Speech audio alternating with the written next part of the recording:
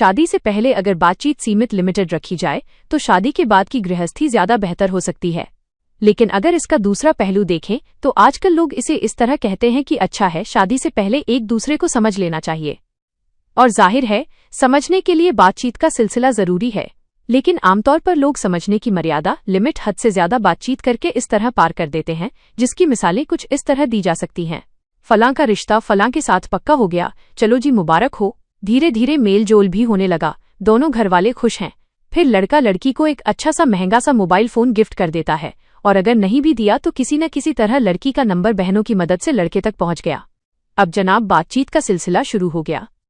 ढकी छुपी बात घरवालों को भी मालूम है कि लड़का लड़की एक दूसरे से बात कर रहे हैं, और ये बात लड़का लड़की के भी इल्म जानकारी में है कि घरवाले जानते हैं, तो इसलिए कोई डर या खौफ वाली बात ही नहीं। सलाम नमस्ते से बात शुरू हुई।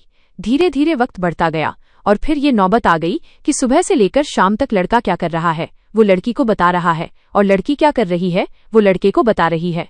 ये कई तस्वीरों के साथ हर गुजरते लम्हे की अपडेट दोनों एक दूसरे को दे रहे हैं। वक्त गुजरता जा रहा है, शादी में अभी 1-1.5 साल बाकी है। इस दौरान बातचीत का दौर कहां से कहां तक गया।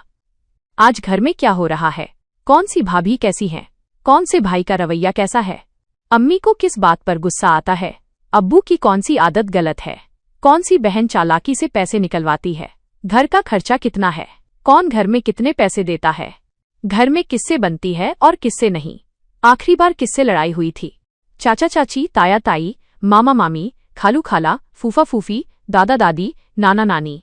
एक एक व्यक्ति की पिछली सारी कहानियां दोनों ने एक दूसरे को सुना दी कि कौन कैसा है, कौन अच्छा है और कौन बुरा। इतनी बातचीत और आदत हो जाने के बाद जाहिर है रूठना मनाना भी होता है। शादी तो हुई नहीं है तो मिन्नतें भी हो रही हैं, जान जानू सब चल रहा है बिना किसी फिक्र के, तो ऐसे में दोनों अपनी इज्जत और गरिमा डिग्निटी गिरा देते हैं। ज्यादातर लड़के इस हद तक चले जाते हैं कि लड़की उनको कंट्रोल कर रही होती है, या आप ये कह लें कि लड़के ने शादी से पहले लड़की को अपनी जिंदगी में इतना इंटरफेयर कर लिया होता है कि हर काम उसकी मर्जी से हो रहा होता है।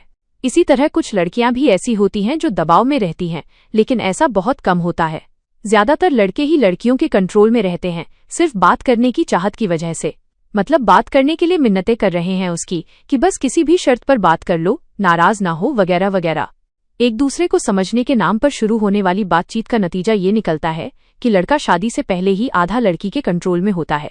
लड़की बातचीत करके इतना खुल चुकी होती है कि उसे कोई भी बात या शब्दों का इस्तेमाल करने में झिझक नहीं होती। लिहाजा यही व्यवहार शादी के बाद भी रहता है। फिर इसी चीज को हम बाद में कहते हैं कि लड़की की जुबान बहुत तेज है। लड़की घरवालों और पूरे खानदान के किस्से कहानियां बखूबी जानती है, इसलिए वो जरा सी बात पर अगला पिछला सारा कच्चा चिट्ठा खोल देती है, सिर्फ और सिर्फ इस वजह से कि शादी से पहले आपने कोई लिमिट नहीं रखी।